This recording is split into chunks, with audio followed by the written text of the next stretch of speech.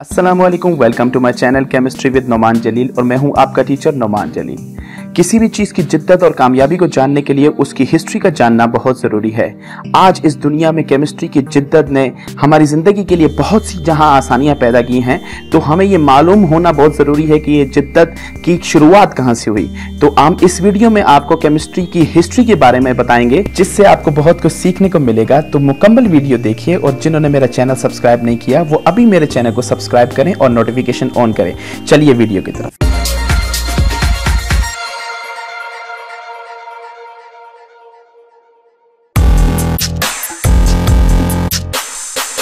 History of chemistry के अंदर सबसे पहले हम डिस्कस करेंगे origin of word chemistry. Chemistry का लफ्ज ड्राइव हुआ है वर्ड अल्केमी से, जो कि यूरोपियन लैंग्वेज में है, जो कि ड्राइव हुआ है अरबिक वर्ड अल्कीमिया, जिसे हम कीमिया या अल्कीमिया भी कहते हैं, जो कि ड्राइव हुआ है ancient Egyptian name of Egypt Kam, Khem और खेमी, जिसका मतलब है ब्लैकनेस या नाइल रिवर वैली की वो गाढ़ी dark soil. History of chemistry को समझने के लिए हमने केमिस्ट्री के हिस्ट्री के 5 हिस्से किए हैं, जिसमें सबसे पहले आर्ट्स एंड क्राफ्ट एरा, जिसे हम प्रैक्टिकल एरा भी कहते हैं, जो 600 BC तक रहा। उसके बाद ग्रीक पीरियड जो 600 BC से 300 BC तक रहा। उसके बाद पीरियड जो आता है जिसका नाम है मुस्लिम पीरियड, जिसे हम अल्केमिस्ट भी कहते हैं, जो कि 300 BC से 1650 AD तक रहा। उसके बाद एक एरा आता है जिसको हम फ्लोजिस्टन पीरियड कहते हैं, जो 1659 से 1790 AD तक रहा। और उसके बाद मॉडर्न पीरियड जो कि 1790 से लेकर आज तक जारी है। अल्केमी मकसद क्या था अल्केमी का? 2 बड़े मकसद थे, जिनमें से पहला मकसद एलेक्सर ऑफ लाइफ, जैसे ऐसा मशरूब तैयार करना जिससे हमेशा की जिंदगी मिल सके, और दूसरा ऐसा सब्सटेंस फाइंड करना जिसे फिलोसोफर स्टोन कहा जाता था, जिसकी मदद से नॉन प्रीशियस मेटल जैसे कि कॉपर और आयरन को टर्न किया जाए, उसको तब्दील किया जा सके प्रीशियस मेटल जैसे कि हमारे पास गोल्ड। जैसे कि हम पहले आपको बता चुके हैं कि हिस्ट्री ऑफ केमिस्ट्री को हमने 5 सेक्शन के अंदर तोड़ा, जिसमें सबसे पहला हमारा जो सेक्शन है वो practical art and craft period है, जो 600 BC तक रहा। इस practical art and craft period के अंदर या एरा के अंदर, जो कि स्टार्ट हुआ इजिप्ट से, केमिस्ट्री इस्तेमाल की जाती थी प्रैक्टिकली रोजमर्रा की जिंदगी के अंदर, जैसे कि हम कह सकते हैं पोट्री, बेकिंग या डाइज बनाना या मेडिसिन बनाना हर्ब से, या मेटल को एक्सट्रैक्ट करना और से, लाइक गोल्ड, कॉपर, लेड वगैरह। ग्रीक पीरियड 600 to 300 BC, जिसमें हम सबसे पहले डिस्कस करेंगे जिस फिलोसोफर को, उनका नाम है एम्फेडोक्लेस। क्रिश्चियन एरा के स्टार्ट में साइंसी सोच पर वहम व गुमान का गलबा था, और ये सोचा जाता था, ये जाना जाता था कि तमाम के तमाम नेचुरल प्रोसेसेस जो हैं वो कंट्रोल किए जा रहे हैं जादुई शक्तियों से। उसी दौरान एक ग्रीक फिलोसोफर जिसका नाम था एम्फेडोक्लेस, वो पहले शख्स हिस्ट्री के अंदर थे जिन्होंने प्रपोज की आज की जिंदगी इस दुनिया में, और वो प्रोसेस डिस्क्राइब किया जो नेचुरल सिलेक्शन है। उन्होंने सबसे पहले वो थ्योरी पेश की जो आज बहुत से लोगों के जहनों में एरिस्टोटल या प्लेटो के नाम से मशहूर है। वो थ्योरी क्या थी कि तमाम के तमाम सब्सटेंस, चाहे वो नॉन लिविंग हो या लिविंग ऑर्गेनिज्म हो, वो 4 बेसिक चीजों से मिलकर बने हैं, जो air, fire, water and earth है। वो ये समझते थे कि ये तमाम के तमाम 4 सब्सटेंस जो हैं ये रूट ऑफ एवरीथिंग का नाम दिया। वो ये बिलीव रखते थे कि तमाम की तमाम मैटर जो हैं आपस में जुड़े हैं यूनिवर्स के अंदर। उन्होंने उस चीज को लव का नाम दिया, और जो दूर हो रहे हैं उस फोर्स को नाम दिया स्ट्राइफ का नाम दिया। ग्रीक पीरियड में हम then डिस्कस करेंगे एक और फिलोसोफर को जिनका नाम है Democritus. Democritus atomic theory, Greek philosopher 400 BC। Democritus ने सबसे छोटे पीस मैटर के, जिसे हम एटमोस कहते हैं, उसको नाम दिया, जिसका मतलब है मजीद डिवाइड ना होने वाला। डेमोक्राइटस का एटम बहुत छोटा, बहुत हार्ड, जो कि तमाम के तमाम मटेरियल के अंदर सेम, बट उसकी शेप और साइज डिफरेंट थी। एटम्स जो कि इनफाइनाइट इन नंबर हैं, वो मूव करने के कैपेबल हैं और एक दूसरे से जुड़ने के कैपेबल हैं। ग्रीक पीरियड में हम then डिस्कस करेंगे 2 मशहूर ग्रीक फिलोसोफर को जिनका नाम है प्लेटो एंड एरिस्टोटल। इन दोनों ने वही 4 सब्सटेंस को प्रपोज किया जो ऑलरेडी प्रपोज किए जा चुके थे एम्फेडोक्लेस को, बट इस दफा पहली दफा उन 4 सब्सटेंस के लिए एलिमेंट का लफ्ज इस्तेमाल किया गया, और इनकी इन चारों एलिमेंट की प्रॉपर्टीज को डिस्कस किया गया। जैसे कि हम जमीन की बात करते हैं, अर्थ की बात करते हैं, तो अर्थ को रिलेट किया गया कोल्डनेस एंड ड्राइनेस से, फायर को रिलेट किया गया हॉटनेस एंड ड्राइनेस से, और एयर को रिलेट किया गया हॉटनेस एंड वेटनेस से, और पानी को डिस्कस किया गया कोल्डनेस एंड वेटनेस से। एरिस्टोटल ने एक पांचवा एलिमेंट भी ऐड किया था जिसको हम ईथर कहते हैं, जो कि उनके मुताबिक ये समझा जाता है कि जो हेवनली स्पेसेस की जो सब्सटेंस होते हैं वो एथर से मिलकर बने हैं, जिसमें स्टार्स, प्लेनेट वगैरह शामिल है। एरिस्टोटल का आइडिया जो प्रपोज किया गया था कि तमाम के तमाम मैटर जो है वो चार एलिमेंट से मिलकर बने हैं, अर्थ, एयर, फायर एंड मैटर, जो कि बहुत ज्यादा इन्फ्लुएंस हुआ उनके स्टूडेंट अलेक्जेंडर द ग्रेट, जिन्हें हम सिकंदर आजम के नाम से मशहूर हैं, जानते हैं।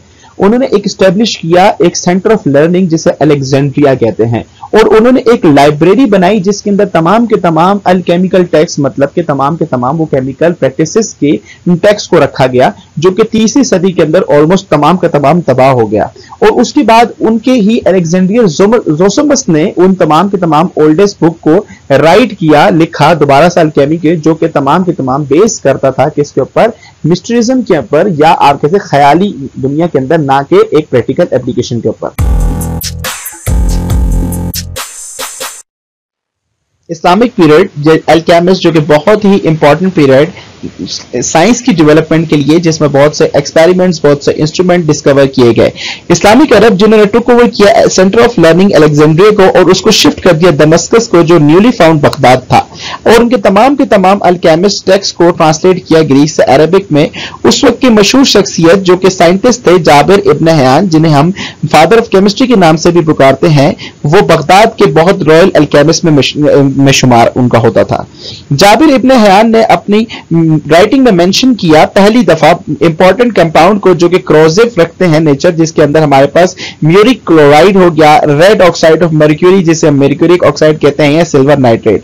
जाबरी बिलीव रखते थे कि मेटल जो है वो अर्थ के अंदर ग्रो करते हैं, और एरिस्टोटल की थ्योरी या एरिस्टोटल थ्योरी के अंदर उन्होंने अपनी नोशन या अपने ख्यालात को ऐड करके कहा कि मेटल जो है वो डिफरेंशिएट किए जाते हैं कि उनके अंदर कितनी मिकदार के अंदर मरकरी या सल्फर पाया जाता है। तो गोल्ड बनाना या सोना बनाने के लिए आपको रिक्वायर्ड है कि इन इंग्रेडिएंट्स जैसे कि मरकरी और सल्फर का प्यूरिफाइड फॉर्म में होना। तमाम के तमाम मुस्लिम साइंटिस्ट ने एक बहुत बड़ी कंट्रीब्यूशन दी है बहुत सी ब्रांचेस ऑफ साइंस के अंदर, जिसके अंदर स्पेशली केमिस्ट्री की ब्रांच है, और उन्होंने एक प्रॉपर साइंटिफिक मेथड और एक्सपेरिमेंटेशन को इंट्रोड्यूस करवाया। तमाम के तमाम अल्केमिस्ट उन्होंने बहुत से डेवलप किए लेबोरेटरी इक्विपमेंट्स, जैसे कि funnel, beaker, crucible, retort for distillation, balance for weighing. उन्होंने डिस्कवर किए बहुत से acid, alcohols, medicine. Muslim scientist के अंदर हम सबसे पहले जिन साइंटिस्ट को डिस्कस करेंगे उनका नाम है जाबिर इब्न हयान, जो कि फादर ऑफ केमिस्ट्री के नाम से ही मशहूर है। ये पैदा हुए 722 एडी के अंदर और इंतकाल करे 815 एडी के अंदर। इन्होंने अपना बहुत सा टाइम में गुजारा इराक के अंदर, और इन्होंने साइंटिफिकली सिंथेसाइज किए बहुत से केमिस्ट्री की डिवाइसेस और केमिकल प्रोसेस, जिसके अंदर हम बात करते हैं distillation, crystallisation, liquefaction, sublimation, amalgamation और filtration. Jabir ibn Hayyan the father of chemistry, बहुत से प्रोसेसेस जाबिर इब्न हयान जो यूज करते थे वो एज इट इज आज भी इस्तेमाल किए जाते हैं, जिसमें सबसे फेमस डिस्टिलेशन। ग्लासवेयर जो वो इस्तेमाल करते थे वो खुद के डिजाइन करते थे। जाबिर बिन हयान ने एक प्रिसाइज स्केल बनाया जो कि वेट कर सकता था 6480 टाइम्स स्मॉलर देन 1 kg। उन्होंने एक पेपर बनाने का ऐसा अटेम्प्ट किया जो पेपर जल नहीं सकता था, और जो ऐसी इंक बनाई जो कि अंधेरे में भी पढ़ी जा सकती थी। जाबिर इब्न हयान ने प्रिपेयर किया नाइट्रिक एसिड, म्यूटारिक एसिड और व्हाइट लेड। उन्होंने एक ऐसा मेथड डेवलप किया जो कि एक्सट्रैक्शन ऑफ मेटल अपनी उसकी ओर से और डाइंग क्लॉथ्स के बारे में आप मेथड डेवलप किया। मुस्लिम साइंटिस्ट के अंदर हम जब नेक्स्ट जो साइंटिस्ट को डिस्कस करेंगे, मोहम्मद इब्न जकरिया अल राजी, जो अल राजी के नाम से मशहूर हैं। अल राजी एक फिजिशियन भी थे, अल्केमिस्ट भी थे, फिलोसोफर भी थे। उनकी बहुत ही फेमस बुक का नाम, जिनका नाम था the book of secret and the book of the secret of the book. वो बहुत फेमस थे क्लासिफिकेशन के लिए नेचुरल और आर्टिफिशियल सब्सटेंस के।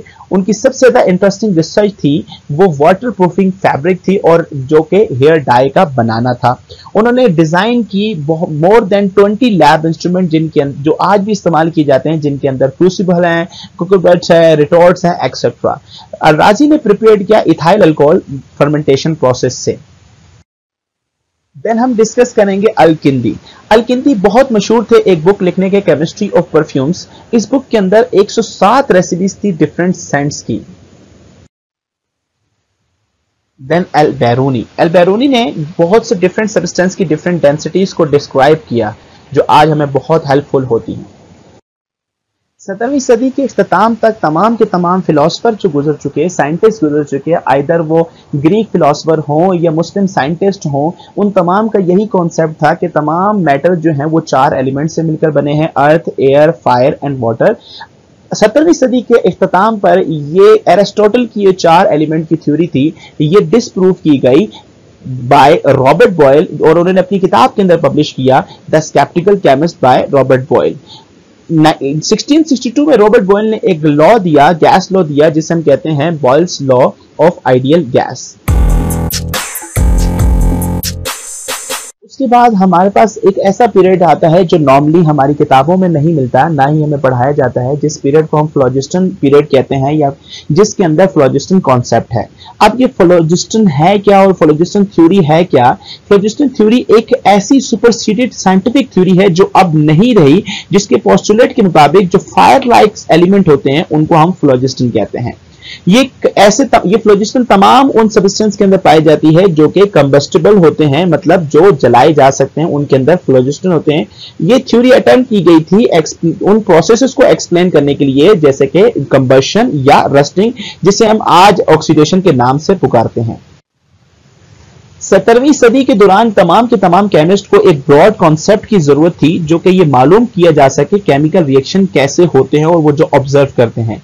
जो फ्लोजिस्टन थ्योरी थी कंबशन की, वो पहली कॉम्प्रिहेंसिव थ्योरी थी केमिस्ट्री की, जिन्होंने सेटिस्फाई किया उस ब्रॉड सिस्टम ऑफ एक्सप्लेनेशन को। इस थ्योरी के मुताबिक ये थ्योरी बेस करती थी फ्लोजिस्टन के ऊपर एक ऐसा सब्सटेंस जो कि केमिस्ट समझते थे कि वो तमाम के तमाम कंबस्टिबल सब्सटेंस के अंदर पाया जाता है, और ये पहली केमिस्ट्री की थ्योरी थी जो कि एक वाइड रेंज ऑफ फिनोमेना के अंदर एक्सप्लेन की गई। 17वीं सदी के मिड में बहुत सी ऑब्जर्वेशन, एक्सपेरिमेंट और फिलोसफीज जो कि जोहान जैशन बेशर और उनके ही स्टूडेंट जिनका नाम था जॉर्ज अर्नेस्ट ट्रहल, जिन्होंने एक ऐसी सजेशन दी, एक इन्होंने इंटरप्रिटेशन दी सल्फर के बारे में। उन्होंने कहा कि जो सल्फर जो एक्चुअली बना है वो सल्फ्यूरिक एसिड और एक ऐसा सब्सटेंस जिसको नाम दिया गया फ्लोजिस्टन, उससे मिलकर बना है। फ्लोजिस्टन जो है एक प्रिंसिपल ऑफ फायर है, कानून है फायर का, ना कि सल्फर है। स्टोल्फ ने सजेस्ट किया कि फ्लोजिस्टन जो है वो तमाम उन सब्सटेंस से रिलीज होता है जिनको जलाया जाता है, और जैसे कि आप किसी लकड़ी को जलाते हैं तो फ्लोजिस्टन रिलीज हो जाता है और पीछे रह जाती है उसकी राख या एशेस होती हैं। इसलिए कहा जा सकता है एशेस जो है ये राख किसी भी चीज की है, या लकड़ी की राख जो है वो वुड माइनस फ्लोजिस्टन होगी। इसी तरीके से सजेस्ट किया गया कि सल्फर या मटेरियल लाइक चारकोल हो गया, जैसे कार्बन या ऐसी फैट जो है वो ज्यादा अच्छे तरीके से जल सकती हैं, क्योंकि उनके अंदर ज्यादा अमाउंट ऑफ फ्लोजिस्टन होता है जो कि जलाने के बाद रिलीज हो जाता है। मॉडर्न एरा ऑफ केमिस्ट्री के अंदर सबसे पहले जिन साइंटिस्ट का नाम दिया जाता है वो एंटोनी लेवोजियर हैं, जो फादर ऑफ केमिस्ट्री भी, फादर ऑफ मॉडर्न केमिस्ट्री भी जिन्हें हम कहते हैं। उनके तौर में जो सबसे बेसिक थ्योरी है, सबसे इंपॉर्टेंट थ्योरी जो मशहूर थी, वो साइंटिफिक थ्योरी, वो फ्लोजिस्टन थ्योरी थी। उस थ्योरी के मुताबिक तमाम के तमाम कंबस्टिबल मटेरियल जब जलते हैं तो उनके अंदर से एक ऐसा सब्सटेंस निकलता है जिसे हम फ्लोजिस्टन कहते हैं, जो एयर के अंदर रिलीज होता है। एंटोनी लेवोजियर ने डिसप्रूव किया फ्लोजिस्टन थ्योरी को और डेमोन्स्ट्रेट किया कि ये एक एलिमेंट है जिसका नाम ऑक्सीजन, जो कि सजेस्ट किया था एंटोनी लेवोजियर ने ही, वो मेजर रोल करता है कंबशन के अंदर। और उन्होंने ये शो किया, एक्सपेरिमेंट से शो किया कि मास ऑफ प्रोडक्ट का मास और रिएक्टेंट का मास आपस में रिएक्शन के बाद बराबर होता है। दूसरे लफ्जों में कोई मास ना तो लॉस होता है केमिकल रिएक्शन के अंदर और ना ही गेन होता है, जो कि आज हम जिस लॉ को पढ़ते हैं, law of conservation of mass, जो कि एक बहुत ही मोस्ट इंपॉर्टेंट और बेसिक लॉ था मॉडर्न केमिस्ट्री और फिजिक्स के अंदर। ऑक्सीजन जो डिस्कवर की गई थी सबसे पहले 1774 के अंदर, वो जोसेफ प्रिस्टली, जिसे हम नॉर्मली जे प्रिस्टली के नाम से, जो कि इंग्लैंड के थे, और कार्ल विलियम शैले जो कि स्वीडन के थे। प्रिस्टली ने ऑक्सीजन को ऑक्सीजन नहीं कहते थे, वो डीप फ्लोजिस्टिकेटेड एयर कहते थे। इसका मतलब है ऐसी एयर जिससे फ्लोजिस्टन जो है वो रिलीज हो चुका है। जबकि लेवोजियर ने पहली दफा रेफर किया इस एयर को प्योरेस्ट फॉर्म के अंदर और नाम दिया इसको ऑक्सीजन का। ग्रीक में ऑक्सस का मतलब शार्प होता है और एसिड मतलब जिनिमल नॉर्मल जिसे बिकम कॉज टू बी। दूसरे लफ्जों में अगर बात करें, लिवोसियर ने ऑल्सो डिस्कवर किया मास ऑफ सब्सटेंस, वो मास ऑफ सब्सटेंस रिएक्शन से पहले और रिएक्शन के बाद, जिसे हम law of conservation of mass कहते हैं। उन्होंने जनरेट किया पहला मॉडर्न लिस्ट ऑफ केमिकल या एलिमेंट जिसे हम कहते हैं, जैसे हम बात करते हैं, उन्होंने नाम दिया ऑक्सीजन को 1778 के अंदर, ऑक्सीजन को नाम दिया 1783 के अंदर और सिलिकॉन को नाम दिया 1783 के अंदर। उन्होंने एक डेवलप किया एक नया नोमेनक्लेचर सिस्टम केमिस्ट्री के लिए, जैसे इनफ्लेमेबल एयर को बना दिया, जैसे हाइड्रोजन, और शुगर को बना दिया, शुगर और सैटर्न को बना दिया या नाम दे दिया लेड एसीटेट का, और विट्रियोल ऑफ वेनस को नाम दे दिया ब्लू विट्रियोल या ब्लू स्टोन, या जिसे हम कहते हैं कॉपर सल्फेट कहते हैं। मॉडर्न केमिस्ट्री के अंदर बहुत से साइंटिस्ट ने अपना रोल प्ले किया और बहुत सी नई चीजें हमें डिस्कवर करके दी, जो कि आज हमें बहुत हेल्पफुल होती हैं, जिनमें हम कुछ डिस्कस करेंगे जो कि आपके लिए बहुत हेल्पफुल होंगी। इन 1803 जॉन डाल्टन, जिन्होंने पब्लिश की अपनी एक पहली एटॉमिक थ्योरी, जिसके मुताबिक तमाम के तमाम मैटर जो हैं कंपोज किए गए हैं एटम से, जो कि बहुत स्मॉल और इनडिविजिबल है। 1827 के अंदर एमिडो एवागाड्रो ने प्रपोज किया अपना एवागाड्रो लॉ। 1823 में फ्रेडरिक वॉलर ने सिंथेसाइज किया यूरिया, जो कि एक वाइटलिज्म थ्योरी, जो वाइटल फोर्स थ्योरी की एक रिफ्यूटिंग थी। 1854 के अंदर हेनरिच गैजियर ने क्रिएट किया पहला वैक्यूम ट्यूब, और 1869 के अंदर दिमित्री मेंडलीव, जो कि बहुत ही मशहूर साइंटिस्ट गुजरे हैं, उन्होंने प्रपोज किया एक प्रॉपर पीरियोडिक टेबल। 1879 के अंदर विलियम क्रुक ने मॉडिफाइड किया वैक्यूम ट्यूब को और उन्होंने डिस्कवर की कैथोड रेज को। 1885 के अंदर यूजीएन गोल्डस्टीन ने पॉजिटिव पार्टिकल्स को डिस्कवर किया, जिसे हम प्रोटॉन कहते हैं। 1895 के अंदर विलियम रॉजिंगटन ने एक्सरे डिस्कवर की, और 1896 के अंदर हेनरी बैकरेल ने डिस्कवर की रेडियो एक्टिविटी, जो कि स्टडी की पिच ब्लाइंड फ्लोरेसेंस की लाइट विदाउट लाइट ऑफ सन। 1897 के अंदर जे थॉमसन ने प्लेस की क्रुक्स ट्यूब को एक मैग्नेटिक फील्ड के अंदर और प्रॉपर्टीज को स्टडी किया उस कैथोड रेज की, जो कि डिस्कवर की गई थी विलियम क्रुक की, और उन्होंने ये डिस्क्राइब किया और उन्होंने ये ऑब्टेन किया कि जो रेज है, नेगेटिव रेज, ये एक चार्ज पार्टिकल रेज है, नेगेटिव चार्ज पार्टिकल है, जिनको नाम दिया गया इलेक्ट्रॉन का। इट मींस उन्होंने डिस्कवर किया, इलेक्ट्रॉन डिस्कवर किया। और 1897 के अंदर मैरी क्यूरी ने यूरेनियम और थोरियम डिस्क्राइब किया पिच ब्लाइंड से। 1909 के अंदर फ्रिट्ज हैबर ने इन्वेंट किया एक बहुत ही यूजफुल प्रोसेस, जिसे हम हैबर बॉश प्रोसेस कहते हैं, जो प्रोडक्शन ऑफ अमोनिया के लिए इस्तेमाल किया जाता है। 1909 के अंदर ही रॉबर्ट मिल्टन ने डिस्कवर किया चार्ज ऑफ इलेक्ट्रॉन। 1911 के अंदर अर्नेस्ट रदरफोर्ड ने डिस्कवर किया nucleus of atom by gold foil experiment, और उन्होंने रेडियो एक्टिविटी के थ्रू टाइप्स ऑफ रेस को, जैसे अल्फा बीटा गामा रेस को डिस्क्राइब किया। 1930 के अंदर नील बोहर ने अपनी एक एटॉमिक मॉडल पेश किया। 1914 के अंदर हेनरी मोजले ने डिस्कवर्ड किया एटॉमिक नंबर, और 1932 के अंदर जेम्स चैडविक ने डिस्कवर किया न्यूट्रॉन। यहां पर अभी केमिस्ट्री का सफर खत्म नहीं हुआ। केमिस्ट्री के अंदर बहुत से साइंटिस्ट ने बहुत कुछ डिस्कवर किया। मैंने कोशिश की कि कुछ बेसिक चीजें जो हिस्ट्री ऑफ केमिस्ट्री के अंदर डिस्कस की जा सकती थी, जो डिस्कवरीज थी, उनको डिस्कस किया। आई होप कि आपको समझ आई होगी, आई होप कि आपने बहुत कुछ सीखा होगा इसमें से, और आपको सीखने को बहुत कुछ मिला होगा। Thank you very much.